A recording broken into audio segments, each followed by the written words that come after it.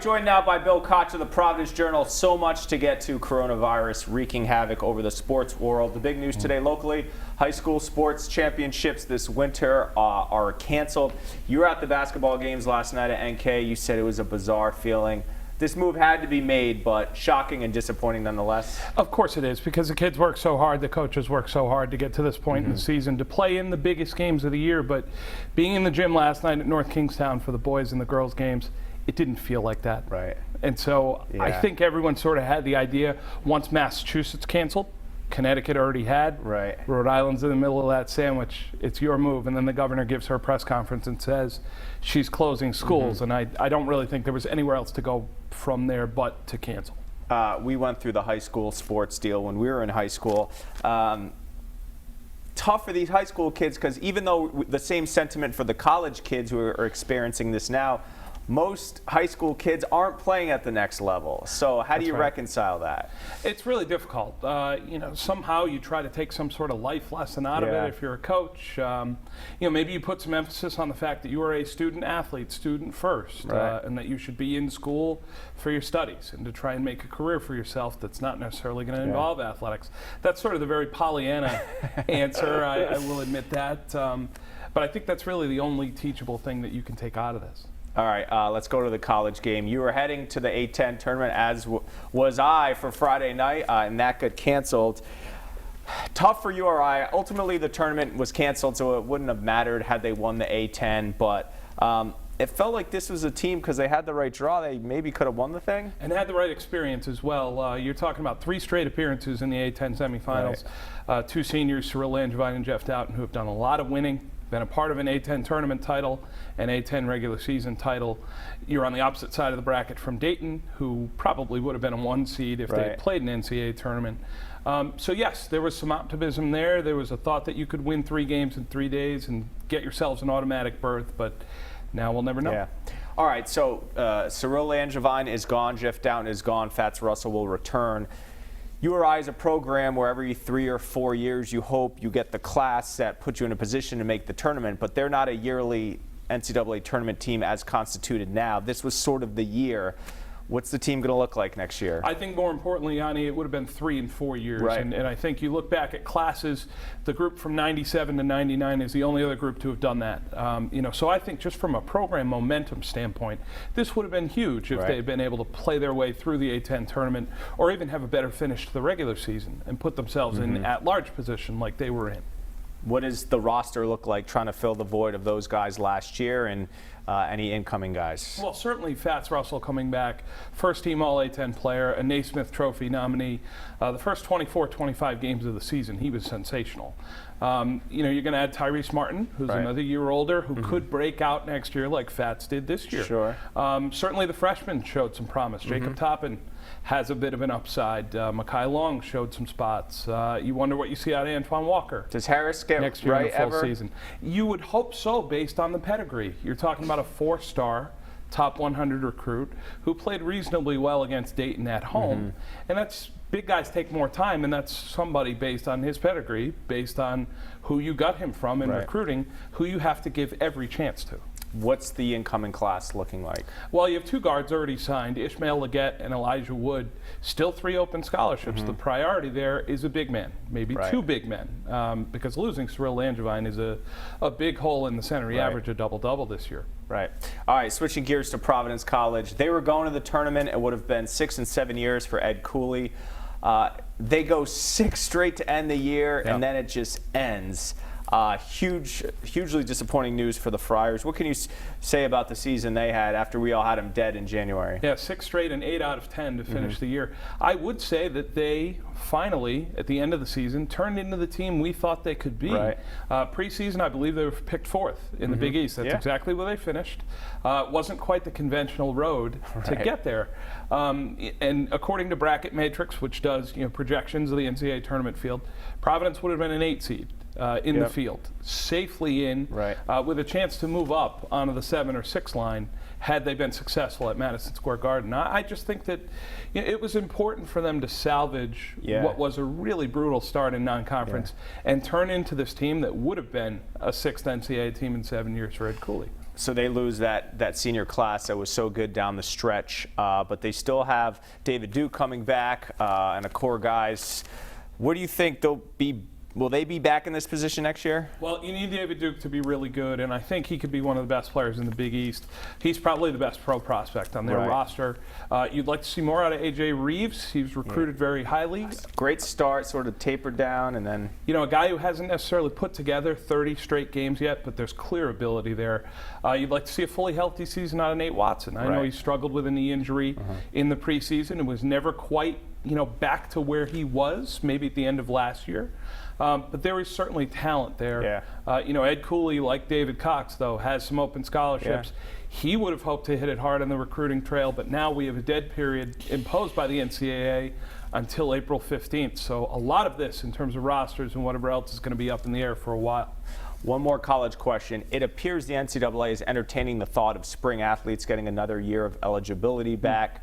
Whether or not winter athletes, most of their seasons were near completion, get another year remains to be seen. How do you see this playing out? Well, to grant the spring athletes a redshirt year is a lot cleaner decision because a lot of them either hadn't started or in the case of baseball or lacrosse, were just a few games in.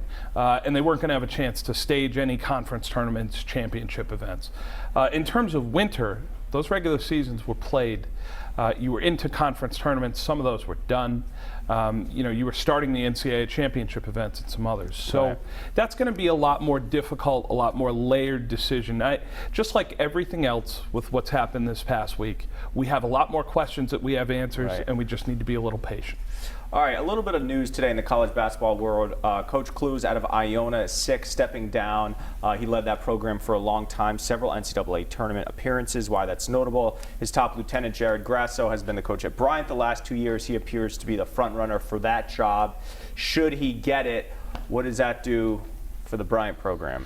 Well, if you're Iona, that's certainly somebody who you'd like to target. And if you are the head coach there, you're able to recruit New York City and New Jersey almost exclusively. You're going to have a pretty good team in the Metro Atlantic Athletic Conference. If you're Bryant, there are a lot of things in play there. With Ron Makeley retiring, you're going to have a new university president above Bill Smith, the athletic director. So if you're a possible incoming coach, or if you're Jared Grasso and you'd like to extend your contract, there's going to be some discussions there, and you're not necessarily sure who you're going to have them with. Because Makeley was pro-athletics. Very much so. He and Bill Smith did a lot of this building, whether it be the football field, the strength and conditioning facility, the indoor practice facility for football, the baseball stadium, the softball stadium, which are both gorgeous. So you're looking at someone who had a very clear agenda, who realized that athletics was perfect public relations in Ron Makeley. And you wonder if the next president will share that vision. If you're Bryant, you'd love to retain Jared Grasso because, as you mentioned, his roster next year is very talented. Yeah, really good freshman class this year, heading into their sophomore year. All right, let's switch gears to the Red Sox. You're a Red Sox beat reporter after the URI season. Currently, we have nothing to do. Nothing. Because spring training is halted, opening day pushed back. I mean, with the status of Chris Sale and the uncertainty with the rotation, I don't want to say it's good news for the Red Sox, but I guess they could use the extra time. How does this impact them? Are they really upset to not be playing, I think is what you're getting at. Yes, that's what I'm asking. Of course, you don't want to see this sort of thing happen because it means that there's something serious in the world. But they have canceled all remaining spring training games. They've closed JetBlue Park through Sunday. The players will not have any sort of formal workouts, inter-squad scrimmages, whatever it may be. For right now, I think it's positive that they're keeping players near their spring training sites. That could change in the next hour or the next day, who knows. But so long as they keep players from scattering and going home, you'd figure that they would have a chance to start the season at some point relatively soon. I don't necessarily take anything for granted here, though. I saw a Reds player quoted on Twitter today who said he might expect the season to start on Memorial Day. And that might be a natural point to sort of get going, and it gives enough time. It's a couple months out from now. For those Red Sox fans who haven't been paying a ton of attention, generally speaking, we know what the lineup's going to look like. But can you update us on the pitching staff, which is really thin right now? I think the biggest development out of camp in terms of the pitching staff is that Ryan Weber looks like he'd be your fourth starter. You have Nathan Eovaldi, Eduardo Rodriguez is already there. Martin Perez has looked okay. in spring training. Okay. Exactly what you thought you were getting when you signed him. But Ryan Weber looks like the guy who's going to be the fourth man. And then I think the fifth person, the fifth slot in the rotation is going to be the opener. I think Chaim Bloom is going to bring that in with him from Tampa. And I think Ron Renicky is going to have to play a little gymnastics once every 5 turns through the rotation. Your Chris Sale potential right now for him to start is when? And should he have just had TJ surgery at this point, Tommy John surgery? It's very difficult because it's his health and his career that we're talking about. And, even if you think he should have it, that's up to the player and up to the athlete. Right. I also know, Chris Sale is someone who is, very driven, very determined, the type of guy who feels like starting this contract extension, he'd be taking money for nothing from the Red Sox for the next year and a half. He is not a prima donna. And he is not that type of person. Right. Very humble upbringings in Lakeland, Florida. A guy who was drafted out of high school but wasn't really considered a prospect until after his sophomore year in the Cape Cod League. So somebody who I think appreciates the fact that you have to work for your paycheck. Right.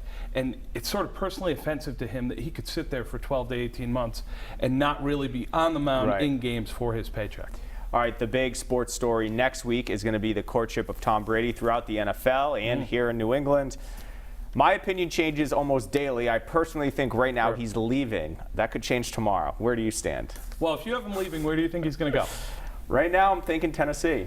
Okay, because of Mike Vrabel, and obviously, if they don't re-sign Tannehill, that's a team that's built to win now. I don't think Tennessee's a perfect landing spot, but I don't think there are better options. Right. I mean, geographically, lifestyle-wise, I would say LA, but does he want to play for a Chargers team that's not all that great? And is he going to fill the entire stadium just being Tom Brady? Tampa seems like they're just too Bush League, AAA for him. Right. Similarly with the Raiders. So I've sort of landed on, I think he and Vrabel can share this mentality, this Patriot way mentality. They have a good roster. So it's sort of by default. But that's where I'm leaning right now. I think you make a lot of sense. Personally, I think he's going to stay in New England because ultimately, I think Robert Kraft will do what he did last time when he interceded, and then all of a sudden Bill Belichick trades Jimmy Garoppolo to the 49ers. I think this is going to be a lot on the Patriots owner. I don't think that Kraft is going to be able to bring himself to allow his franchise quarterback of 20 years to leave. What if that jeopardizes his relationship with Belichick, though? I think he already did that once, though. I think he did that over Garoppolo. I think you're a believer that he stepped in, because there's some discrepancies out there about if he did or not. No, I am. I believe that he did, because if you look at Belichick's history of roster management, there has never been a player big enough or a player who hasn't outlived his usefulness. If you believe the reports, he was going to trade Rob Gronkowski.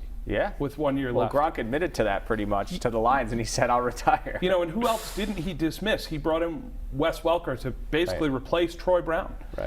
Cut Teddy Bruschi, traded Mike Vrabel, just about anyone else if you go down the line. It's part of the reason they've sustained their success. Absolutely, and Brady is the one player who he wasn't allowed to do that with.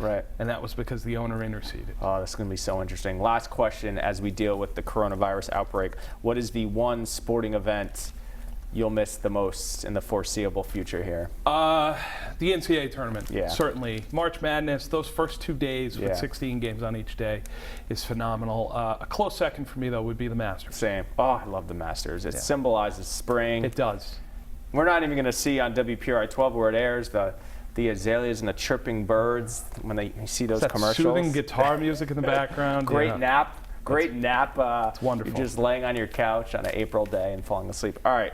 We'll be seeing a lot of Bill and his colleagues at the Projo as we try to fill the time here. Bill, thanks so much for joining us. Of course. And we'll see you soon.